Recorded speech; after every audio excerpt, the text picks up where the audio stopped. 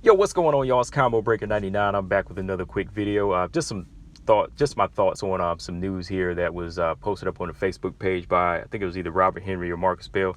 Well, shout out to Robert or Marcus, whoever posted it up. But this article just had something to do with the UFC again. You know, they're about to clean house. They're about to cut some more fighters from their roster. And one of the fighters includes 24-year-old flyweight Nadia Kassem.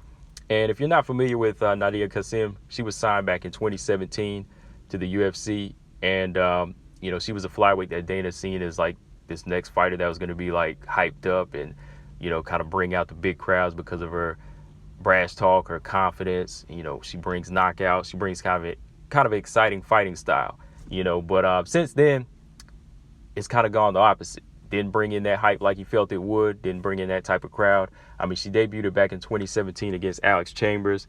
And since then, 2018, she had a fight canceled, I think, due to an injury. Then in 2019, she went 0-2 against Montana De La Rosa and Jin Young Kim. And both of those were devastating losses. So since then, you know, it's 2020 now. You know, they didn't have any fight scheduled for her, so they're going to cut her. And I'm not sure if the reason why they're cutting her now is because of the losing streak. You know, because you got fighters in the UFC right now like Hannah Cifers, Mara Romero-Barella, fighters that'll fight, you know, at flyweight or like strawweight like Hannah Cifers. You know, they're on like 0-4, 0-5 losing streaks, but they continue to keep them on in the UFC. So I'm not sure if it's really pertaining to her losing streak right now. Maybe it's because, you know, she's inactive. And what I mean by just straight up inactive is because, you know, she's not answering the phone when they need her. You know, she's not there to take on fights. You know, Dana White's probably like, look, you're a 24-year-old fighter. You need to be in some type of fighting shape so you can fight either at 135 or 125 when I need you. You know what I mean? So if she's not in that type of shape to answer the phone, he's probably like, there's no need to keep you on right now.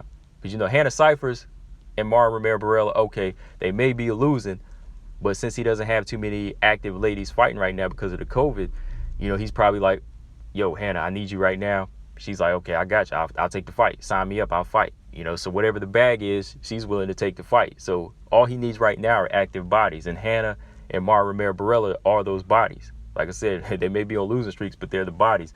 So he probably did try to call Nadia Kassem. I was like, yo, do you want to take this fight? And she's probably like, yo, I'm not ready. You know, that's what I'm just saying. It might be that type of situation because, you know, why else would he be cutting it right now? You know, so he's probably like, yo, you know, you're 24 years old. You need to be in some type of stay ready shape. And since she's not bringing him what he felt she could back in 2017, yeah, he's probably it's time to cut her. And you know, it might not all be bad for her because, you know, she was signed when she was 21 or 22.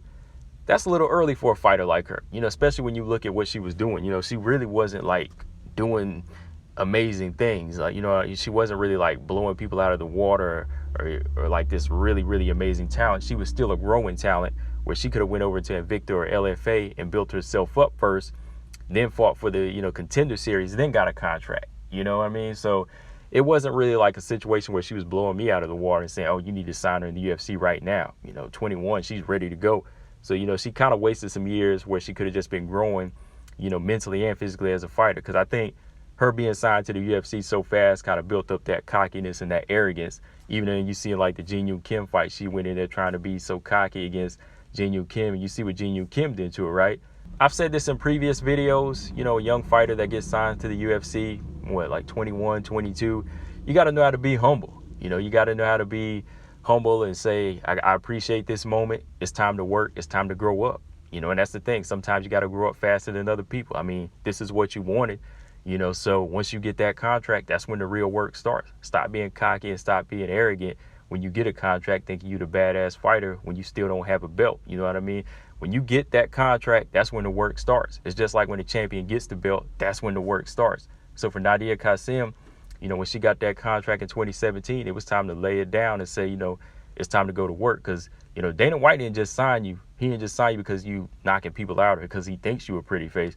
He knows that you're a pretty face that's knocking people out that he can capitalize off of. So if you ain't bringing in the knockouts or you ain't bringing in some type of entertaining style that's bringing people over from Australia, then, hey, he's going to cut you. You know, if he can't use you because you're a resource, you know, he's going to cut you. So you got to say, hey, I got to take advantage of this opportunity, not just for him, but for me. So that's why I say to a lot of young fighters, man, whenever they try to blow up in advance faster than they're really ready for, shoot, they got to be prepared for the ride. So yeah, man, from here, I think Nadia Kassem, this cut, it's a blessing in disguise.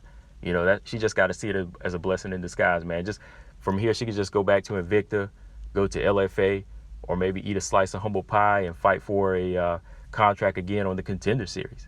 But yeah, man, that's all I got on this, guys. Let me know in the comment section what y'all think. Was it a good choice to cut Nadia Kassem from the flyweight division? In my opinion, if she really wasn't staying active or staying fight ready, it was a good decision. You know, like I said, it's a blessing in disguise. But yeah, guys, that's all I got. Combo Breaker 99. I'm out. Subscribe. Peace.